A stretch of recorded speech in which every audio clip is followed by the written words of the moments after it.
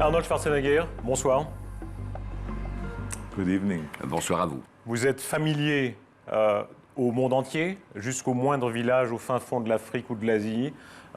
On se souvient de vous en acteur, en dirigeant d'une des principales puissances économiques de la Terre, maintenant en figure de l'écologie.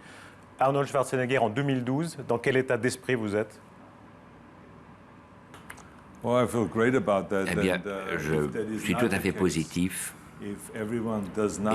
Et si les gens ne me connaissent pas, là, dans ce cas, je renvoie tout de suite mon responsable de communication, parce que c'est leur responsabilité que je sois connu, partout, sur chaque continent, parce que c'est comme cela que l'on vend des films, c'est comme cela que l'on vend la croisade fitness, et également la reconnaissance que j'utilise pour créer une croisade pour l'environnement, de s'assurer que le monde évolue dans le vert. Et il y a un avantage énorme lorsqu'on a le pouvoir de la célébrité, que l'on est connu de films ou de rôles politiques ou de fitness, culturisme ou autre. Et j'utilise cela afin de convaincre tout un chacun de quitter les combustibles fossiles qui sont extraits de la terre et d'utiliser plutôt les éoliennes ou le solaire ou l'énergie hydraulique, tout ce que la nature nous offre plutôt que d'extraire l'énergie du sous-sol et de générer toute cette pollution. Les gens veulent vous entendre. Demain, à l'Université de Genève, déjà 6 auditoires ont été réservés parce qu'on veut vous entendre. La communication chez vous, c'est un art, hein. On dit que vous ne lisez jamais un discours écrit devant une salle. Je donne beaucoup de discours, je fais de nombreuses interventions. Parfois, je suis même payé pour le faire. Je m'exprime également gratuitement sur des sujets qui me tiennent à cœur. Et c'est toujours un honneur et un plaisir, du reste, de voir autant de gens qui s'intéressent à un sujet dont je vais parler. Et la plupart de mes interventions portent sur l'environnement. C'est un sujet très populaire. L'élément clé est de pouvoir communiquer d'une façon appropriée. Parfois, lorsque l'on parle de l'environnement, la tendance est d'utiliser la culpabilité, d'être coupable quand on conduit sa voiture, ou quand on prend l'avion, ou que l'on est dans un jacuzzi, d'un sentiment de culpabilité de par l'émission des gaz à effet de serre. Nous avons une approche différente, qui est une approche d'inclusion, d'amener les gens, les éduquer, de leur apprendre quelles sont les différentes technologies qui sont disponibles, et que l'on peut évoluer dans le vert. Du travail excellent est en train d'être fait. Et il faut en fait demander à chacun de se poser la question, qu'est-ce qu'ils ont fait pour être plus verts et plus respectueux de l'environnement. Souvent, un auditeur a un choc en disant « Mon Dieu, je fais partie du problème plutôt qu'une partie de la solution. » Et donc, je les défie pour qu'ils s'associent à la solution. Christophe Nuttall, le directeur du R20, dit il a flashé sur vous quand vous lui avez dit l'environnement, ça n'est pas seulement la banquise, les problèmes lointains, c'est la santé quotidienne de chacun maintenant.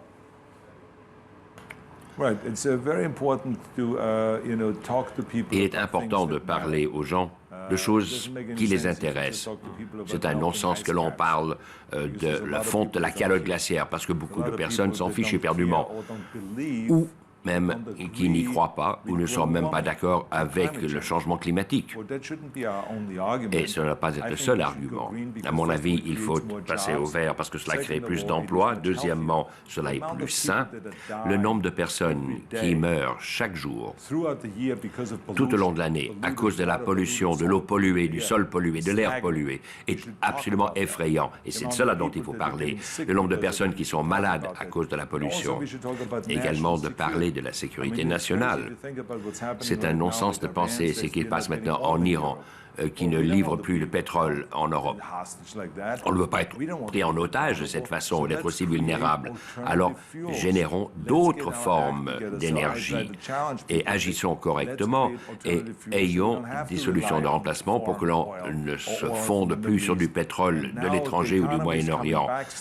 Les économies sont en train de reprendre et les gens ont un peu plus d'argent et puis maintenant ils jettent cela par la fenêtre et l'envoyons au Moyen-Orient parce que le prix du pétrole monte. Et là, c'est erroné. Ce qu'il faut, c'est de trouver des formes d'énergie de remplacement, d'être plus efficient sur le plan énergétique, comment conserver l'énergie plutôt que de garder le statu quo. Arnold Schwarzenegger, à l'origine, on ne vous voyait pas comme un écologiste, républicain, au volant de tous vos Hummers. Vous en aviez quoi, 7, c'est ça? Vous avez toujours vos 7 Hummers? 6. Non, 6. Vous en faites quoi? Well, the sad stories, you can't drive them all at the same time. On ne peut pas les conduire toutes en même temps. So I drive one at a Donc, time. je n'en conduis qu'une à la fois. A lot of times, Et I just drive my souvent, regular cars. They're je just conduis fun, une voiture tout à fait ordinaire. C'est des véhicules d'amusement. Mais ce qui est important est d'utiliser la technologie disponible. La Hummer, lorsqu'elle sort d'usine, a une consommation très élevée. Donc, ce que nous avons fait, et nous avons modifié la technologie pour que ces véhicules utilisent du biocarburant. Donc, il n'y a que la moitié de la pollution qui, normalement, serait générée. D'autres Hummer fonctionnent à l'hydrogène. Il y a 0 émission de gaz à effet de serre.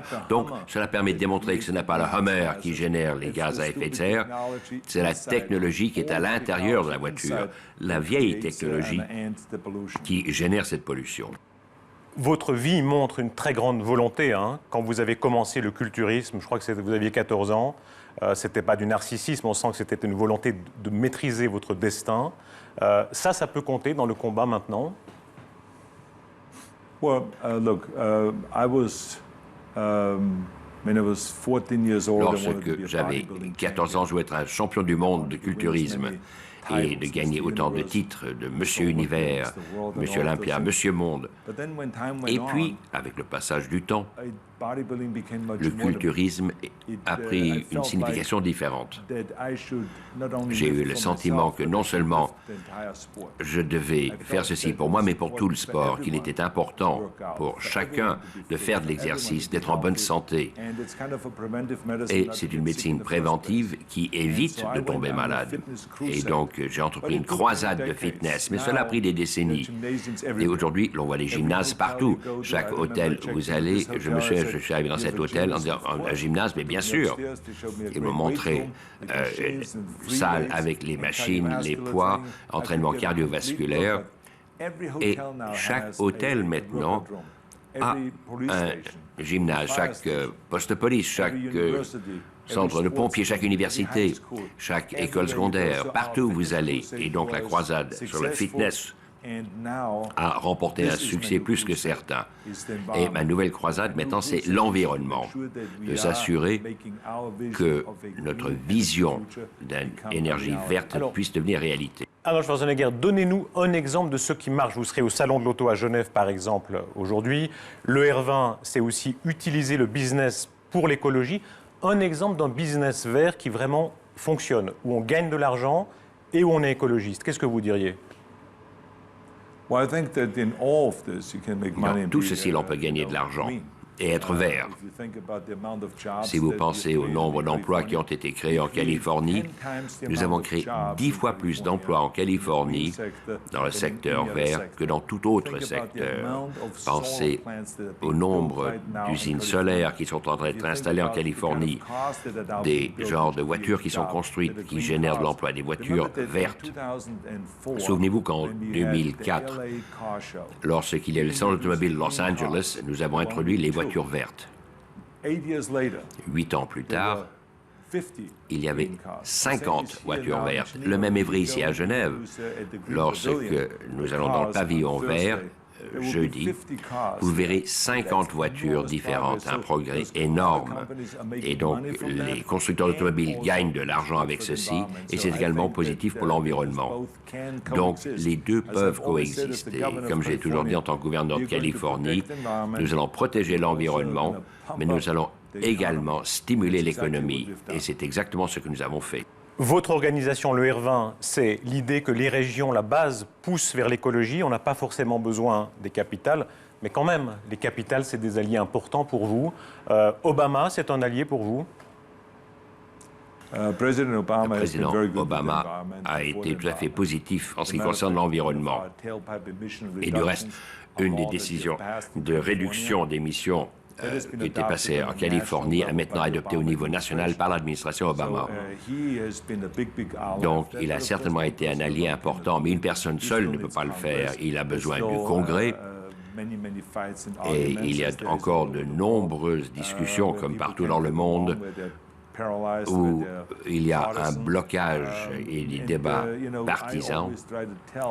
J'essaye toujours de dire aux politiciens que notre tâche, lorsque l'on est élu, est d'être au service du public et non pas servir son parti. Et trop de politiciens servent leur parti en premier et les populations après, ce qui est regrettable. Néanmoins, je pense que cela se produira et c'est intéressant que des États comme la Californie ou d'autres États ont pris la décision de transfert, de le faire au niveau sous-national. Et petit à petit, Washington entendra le message et Washington devra suivre.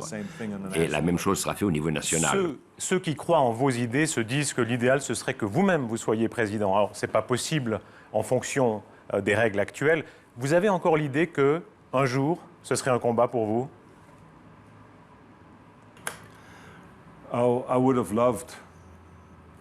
J'aurais voulu être candidat à ce poste, mais j'ai réussi à accomplir tellement parce que j'ai été aux États-Unis. Les États-Unis m'ont tout donné.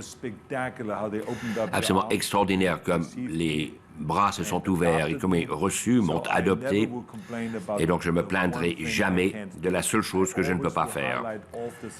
Et je mettrai plutôt en exergue toutes les choses que j'ai pu faire grâce aux États-Unis. J'adore le pays. Hier, j'étais à Moscou. C'était assez frappant de voir que les jeunes musculeux russes dans les bistrots ou encore la photo de vous en culturiste quand vous faites des pauses. Cet exemple, vous êtes parti de rien, hein, petit gamin pauvre en Autriche, c'est l'exemple de quoi? Ce qui est intéressant avec la Russie est que j'admirais leur haltérophile en tant que modèle. En 1961, j'étais à Vienne, dans cette grande salle, le championnat du monde d'haltérophilie. Et voilà les athlètes russes qui faisaient l'arraché. Yuri Flassov, 228 kilos. Et moi, je regardais ses cuisses, les bras, et puis on m'a dit qu'il était ingénieur, qu'il avait une formation. Je me suis dit, mais c'est extraordinaire, ça c'est fabuleux. Et puis, 40 ans plus tard, les Russes utilisent mon T-shirt et ma photo sur le T-shirt et mes principes d'entraînement et achètent mon encyclopédie sur le culturisme moderne et comment se former. C'est moi l'idole. C'est comme ça que le monde vit. C'est une évolution constante et c'est pourquoi le sport est un moyen tellement important pour réunir les gens, même si mon père a été dans la Deuxième Guerre mondiale battant contre les Russes et il était en Russie du reste et toutes ces morts, les morts russes. Et je parlais avec le président Medvedev de cela en disant, voilà, nous sommes face à face sur comment faire du commerce avec la Californie. Et c'est incroyable la façon dont le monde évolue. La Californie comme laboratoire de l'écologie, les États-Unis, ça peut être encore le leader dans ce domaine. Ils polluent beaucoup actuellement, n'est-ce pas? Beaucoup. Ça peut changer, ça, vraiment? Il faut comprendre qu'au cours de ces 100 dernières années, ce sont les pays développés qui ont généré la plupart de la pollution. Pas que les États-Unis, tous les pays développés qui ont généré la plupart de la pollution. C'est pourquoi je suis tellement contre de dire aux pays en développement, n'achetez pas une voiture, n'ayez pas d'électricité, ne faites pas ceci, ne faites pas cela, parce qu'il faut protéger l'environnement. C'est un non-sens, ce qu'il faut leur dire, et d'aller de l'avant, de faire tout ce qu'ils veulent et de profiter des meilleures conditions de vie possibles, mais leur disant, apprenez des erreurs que nous avons commises pour ne pas les répéter. Nous avons commis l'erreur d'extraire nos sources d'énergie dans le sous-sol plutôt que sur le sol. Ce que vous devez faire, utilisez vos voitures, faites tout ce que vous voulez avec des maisons, des entreprises et tout ce que vous voulez faire, mais apprenez de nos erreurs, évitez de les répéter, utilisez l'énergie qui est disponible en surface. parce qu'ils savent que nous avons conduit des voitures depuis 100 ans, nous avons utilisé le produit pétrolier depuis 100 ans et que nous avons pollué le monde depuis 100 ans. Quelques mots encore sur votre légende personnelle. Elle en dit beaucoup sur votre combat. Il y a beaucoup d'aspects légendaires sur vous, hein.